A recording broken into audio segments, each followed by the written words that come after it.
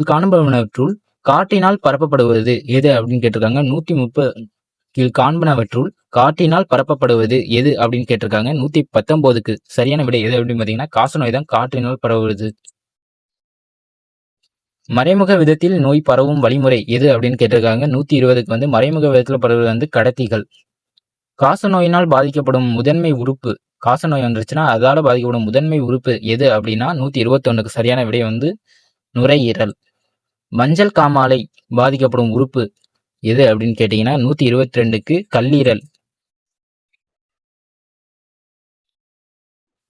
123வது question, குழந்தை நிலையில் வாதத்தினை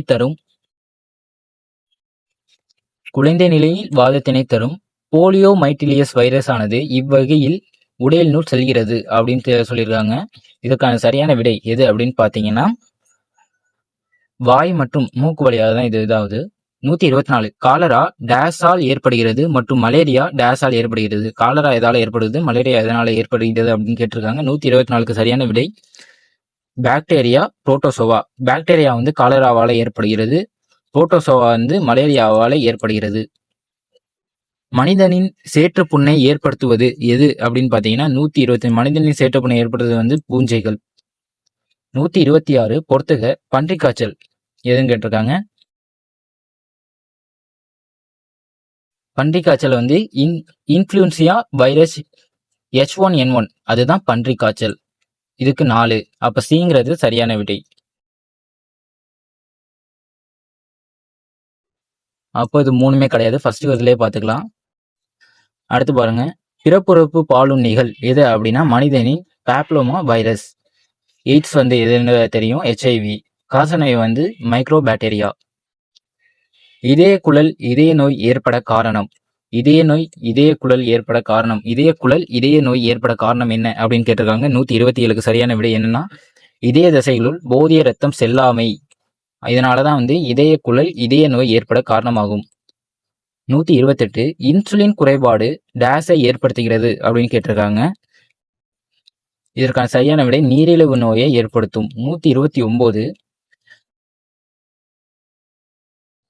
days அசுத்தமான உணவு மற்றும் நீரால் மூலம் பரவக்கூடிய நோய் அப்படின்னு பார்த்தீங்கன்னா ஆப்ஷன் பி காலரா. உயிருள்ள மற்றும் உயிரற்றவர்களின் பண்புகளை பெற்றவை எது அப்படின்னா வைரஸ். நிணநீர் முடிச்சுக்கள் மற்றும் மண்ணீரலை தாக்கும் புற்றுநோய் எது எந்த வகை அப்படின்னு கேட்டிருக்காங்க. 131க்கு சரியான விடை எது அப்படின்னு பார்த்தீங்கன்னா லிம்போமா அப்படின்னு தான் சரியான விடை. 132 பாருங்க, HIV இருப்பதை உறுதி செய்வதற்கான சோதனை எது அப்படின்னு கேட்டிருக்காங்க. HIV இருப்பதை உறுதி செய்வதற்கான சோதனை என்னன்னா 132க்கு option B ELISA western blot அப்படின்னு சொல்லப்படுற இந்த சோதனையை தான் உறுதிப்படுத்திக்கிறாங்க. பின்வருவனவற்றுள் எவை எய்ட்ஸின் அறிகுறி இல்லை அப்படின்னு கேட்டிருக்காங்க. இது 133க்கு சரியான விடை என்னன்னா ஆப்ஷன் ஏ இரட்டை வெள்ளை அணுக்கள் அதிகரிப்பு. 134 பாருங்க, வெளிப்புற நோய் காரணிகள் உடலினுள் நுழைவதனால் ஏற்படும் நோய் எது அப்படின்னு கேட்டிருக்காங்க. 134க்கு சரியான விடை வந்து ஆப்ஷன் சி ஆஸ்துமா. 135 பாருங்க, பொறுத்துக வைட்டமினோட அதோட இதை பொறுத்துறாங்க. வைட்டமின் ஏ எதுக்கு இதாகுதுன்னா